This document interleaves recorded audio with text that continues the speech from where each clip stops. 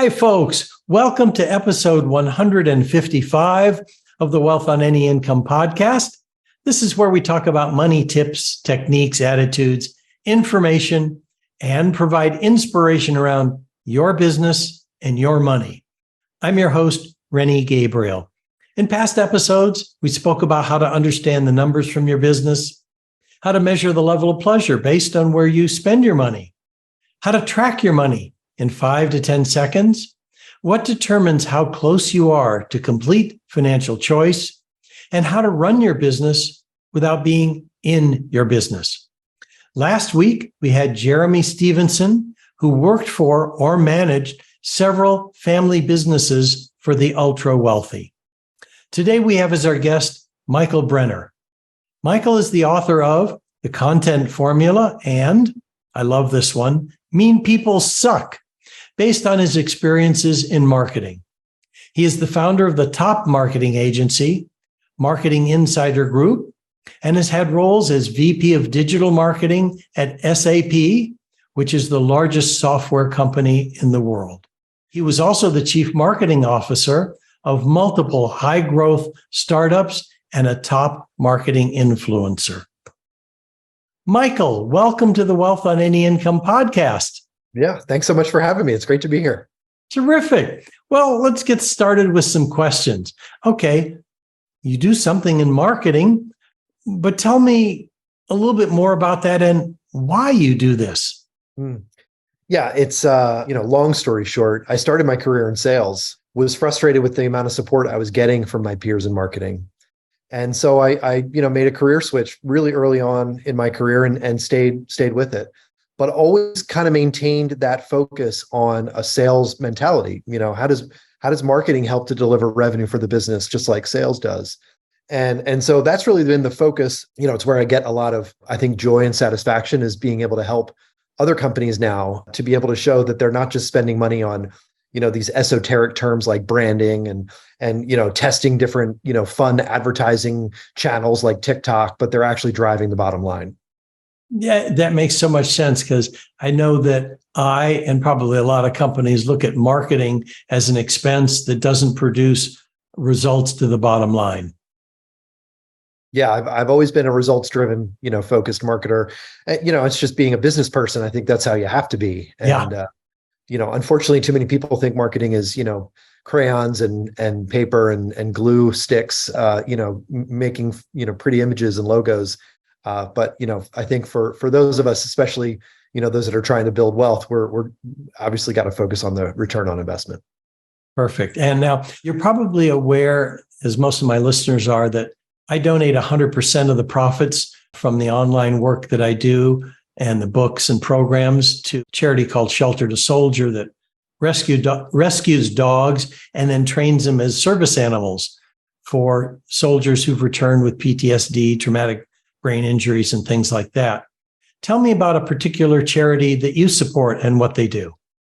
Yeah, it's somewhat similar. We support an organization called NorthStar here in the county that we live in, which supports training programs and even pays monthly rent for a few months for single parents, who in many cases have either been through a traumatic experience or just, have been, they're passionate, hardworking members of the community that just, are experiencing a downturn in some way and just need a little bit of help to get back on their feet. And so I love it because it's a great local charity. I can see the impact, the dollars go straight to the, to the men and women in need.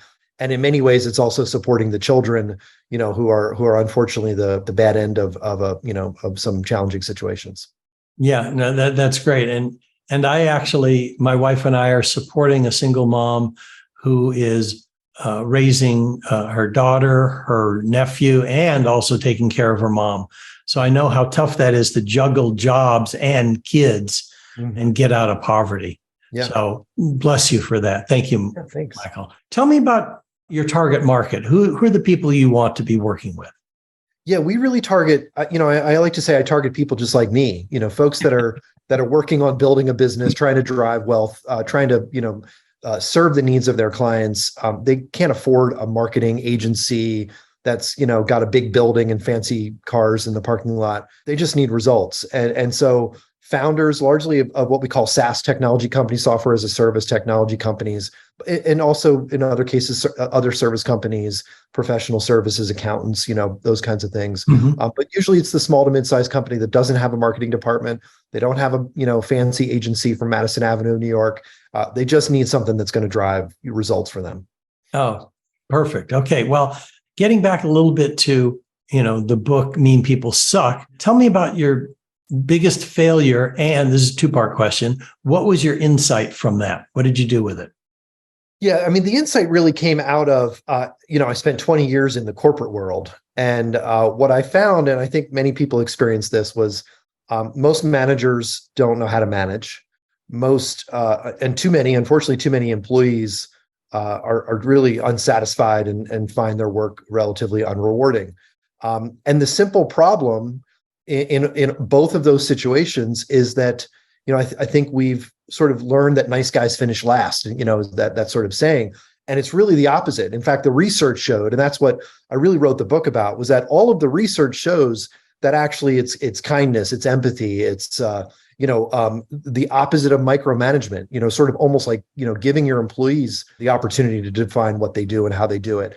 Those are the kinds of things that actually set up for the most success. Yet companies with purpose-driven mission statements have a four times higher stock price than companies that have a profit-driven mission statement. It's like there's all these different factors and proof points and research and stories that I tell in the book to try to drive home that key insight that if we just empower the people that we work with, we take a positive approach to everyday work life, we're going to get better outcomes. And that's really what it's all about. The story in your sort of first part of your question, my first head of marketing job, I started working for a guy who'd never had a marketing person. And, I was a former salesperson, so I understood he was looking for more revenue. And so I put together a marketing plan, and he basically said, you know what, I think I'm just going to have you sell. And I couldn't believe it. I put together a growth plan for them that could have 10x the company. And instead, he wanted me to just be another salesperson, that wasn't going to drive 10x growth. So I tried it, for a few months and was cold calling and doing all the things that some of his salespeople were doing. I didn't deliver the results as a salesperson that he was looking for. There's a reason I left sales, and he fired me. And then what ended up happening, and I don't want to give away too much of the book, but the board and my colleagues in the company sort of fought to bring me back. And so in the end, again, I don't want to give up too much, but it was really a focus on trying to understand what the market needed, what my colleagues in sales needed, and what was good for the business. Because I was focused on the right things, the board saw through the really petty personal issues that the current CEO had and his lack of performance, and ultimately created a better situation for all of us. Oh, great. That's almost like a case study that I would have asked you for in another question. It's funny because you're talking about what actually works. And there was a program I saw recently, or maybe it was something I read. I lose track, but it had to do with the transformation of wolves into domesticated dogs. And we all hear the term survival of the fittest. And no, it's survival of the friendliest. That's right. It was the wolves that didn't try and attack people, but were nice to them, that got fed and got to go on the hunts and share in the food. That's right. So dogs evolved by being friendly from wolves, not by being more fit or aggressive. So, I think I may have seen the same study, because there was a line that I just read that said that humans are simply domesticated apes, and that the success in early humans was exactly to your point. It was the community and the friendliness and the lack of violence. Actually, I remember what it was. It's a book I'm reading called Humankind, I think. Mm-hmm. And so, he retold the same story and the same research that showed that's exactly what happened. Oh, terrific. We're on the same page. That's right. I'm going to guess that there are people who are listening who have businesses and they want to see, 2, 3, 5, 10 times growth in their return on investment from marketing. So let me ask you this. What's the best way for people to reach out to them? And do you have some free resource that people can get? Yeah. So, in the book, The Content Formula, I talk about how every company should be sharing the things that they know, the things that are helpful to their target audience, those messages are much better received. It almost sounds ridiculously obvious, are much better received than what we think we're supposed to be saying. Hey, we're awesome, we're great, buy our stuff because it's better than the next guy's. And no one wants to hear that. It's like, the analogy of the guy that walks in the bar and says, will you marry me? Like, no one's going to say yes to that. But the person who walks in the bar and says, hey, everybody, how you doing? What's going on? The person that asks questions, the person that seems interested and that shares interesting stories and tells people what might be helpful to them.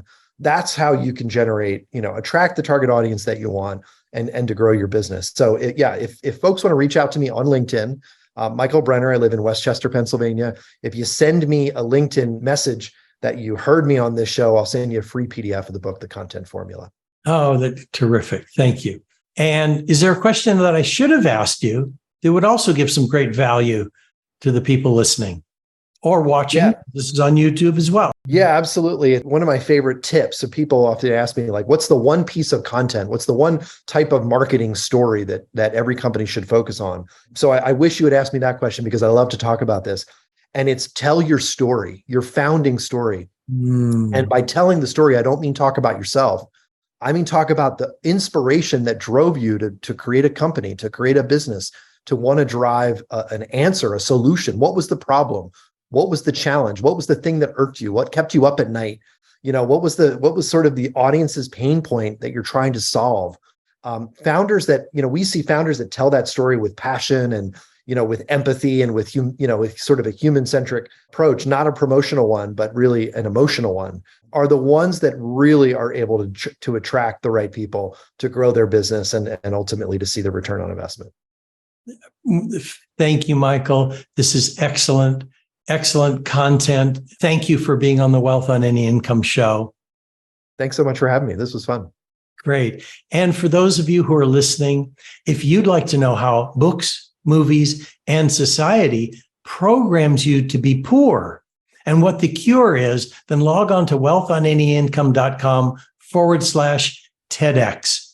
You'll get to hear my TEDx talk and can request a free 9-step roadmap to complete financial choice and philanthropy, and receive a weekly email with tips, techniques, or inspiration around your business or your money. And if you'd like to see how you can increase your wealth and donate to the causes that touch your heart, please check out our affordable program, Wealth with Purpose. To my listeners and those on YouTube, thank you for tuning in. You can listen to the Wealth on Any Income podcast on your favorite platform, and please rate, review, and subscribe. Until next week, be prosperous. Bye-bye for now.